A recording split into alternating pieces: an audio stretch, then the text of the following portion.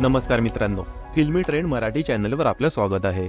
मित्रांनो, गेल्या काही दिवसांपासून सगळे मराठी प्रेक्षक ज्या क्षणाची आतुरतेने वाट बघत होते तो क्षण अखेर पार पडला आहे। यंदाच्या पर्वाने बिग बॉस मराठीच्या इतिहासातील सर्व रेकॉर्ड्स मोडले आणि नॉन फिक्शनच्या शोमध्येही सर्वोच्च टीआरपी आणत बाजी मारली। अंकिता प्रभू वालावलकर, धनंजय पोवार, सूरज चव्हाण, अभिजित सावंत, जान्हवी किल्लेकर आणि निक्की तांबोली हे 6 जण बिग बॉस मराठीच्या 5व्या पर्वाचे अंतिम दावेदार बनले।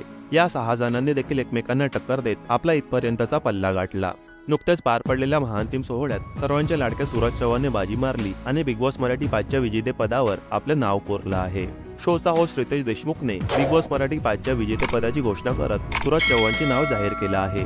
सूरजला बिग बॉसच्या ट्रॉफीसह रोख रक्कम 14,60,000 रुपये आणि इलेक्ट्रिक बाईकही मिळाली आहे।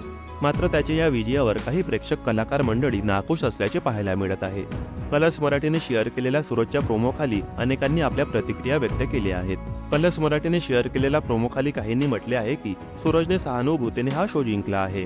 खरा विजेता तर अभिजितच आहे। हे पर्व चांगले होते, स्पर्धकही चांगले होते, पण बिग बॉसने घेतलेले निर्णय सर्वात वाईट होते। सूरज एक व्यक्ती म्हणून छान असला तरी घरात त्याहूनही चांगली पात्र माणसं होती जी प्रत्यक्षात खेळली होती, अशा अनेक कमेंट्स केले आहेत। तसंच अभिनेत्री मिताली मयेकर व आरती सोलंकी यांनी देखील सूरजच्या विजयावर उपहासात्मक पोस्ट शेअर केल्या आहेत। आरतीने पोस्ट शेअर करत मी गरीब आहे असं म्हटलं आहे, तसंच छपरीपणा सुरू करायला हवा असं म्हटलं आहे।